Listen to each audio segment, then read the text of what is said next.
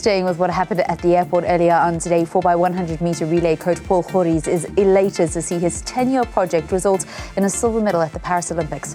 Team South Africa's quartet included two teenagers, Bayanda Walaza and Nkoana, who helped Team South Africa finish second in the final behind Canada. Newzroom Afrika's Khotso Sello caught up with Gorries as some of the medal winners arrived back home. Well, the sprinters at this year's Olympics put in a good showing, and the man who was in charge of that particular aspect of our South African track and field team is Paul Gorries, who does join me right now. Coach, I'm sure you're proud of what the team delivered in Paris. Yeah, look, extremely proud. Like I said, it's not a project that started now. It started around about 10 years ago. I mean, looked at the relay and look, we have a real shot and opportunity with the amount of sprinters that we have, and that's also a way of doing talent ID and getting the guys through to senior level, because our problem was always the transition from junior to senior. And I mean, this is evident. We had two junior guys that ran an Olympic final and managed to come home with a medal. So look, I'm extremely proud of the guys. They put in a hard shift. So yeah, what more can we say?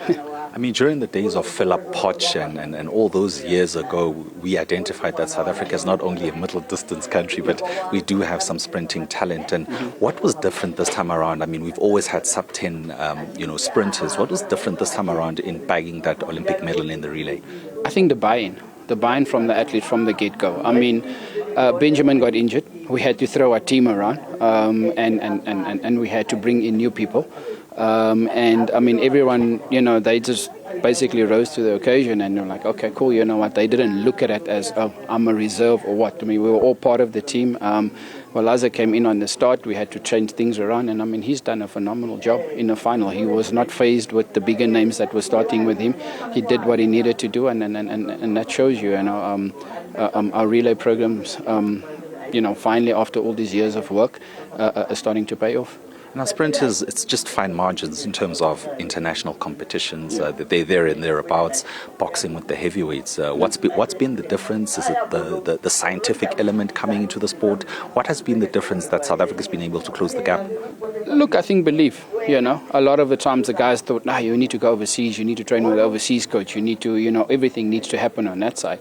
And I think the likes of Nkoana and Wade, they opened that door and what, guys, we can do this from home. I think the swimmers have showed it before. You can do it from home, and I think it's just more belief. And I think coaches also started getting that belief, because, I look at my day, our coaches were quite capable, but that final step, just missed it there in terms of can we or can't we do that. So I think the belief is different.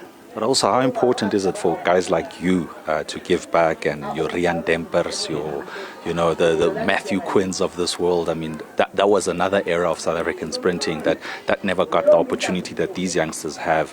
Just give us, the importance of you guys, giving back. Look, I won't say we didn't get the opportunity, because we certainly did get the opportunity. We just didn't take the opportunity. And the difference is these guys are taking it. I think I also needed to go through what I needed to go through as an athlete so that I can grow as a coach. I needed to make the mistakes that I made as an athlete to make me a better coach. So, how do we look after this talent, and how do we build on it? And I mean, you mentioned earlier that it was easy for these guys to fall through the cracks, because we've always had good junior talent coming through the conveyor belt. So how do we make sure that it doesn't happen this time around? Look, it also depends on coach and coach. I don't think we can fully shift the responsibility to federation and to Sashcock and everything. You as a coach, you also need to take responsibility, and as an athlete, they need to take responsibility how they want to manage their career. Especially Walaza and Bradley, they're young, so people's going to come with a lot of ideas and a lot of plans and stuff, and they will ride that wave, and if it doesn't happen, then it's back to square one. So they need to know, as an athlete, how I want to manage my career, what I let in and what I don't. Say, lastly from me, your 10-year project has to become a 14-year project, because we're going to 2028. Hey man, let's see what the powers above do, man. I don't know what their plans are. I don't know what their plans are for me. So for me, I've done what I could. I've ticked the box that I wanted to, because I had that vision with it. And if they want to use me, I'm here. If they don't want to use me, I'm cool with that too, man.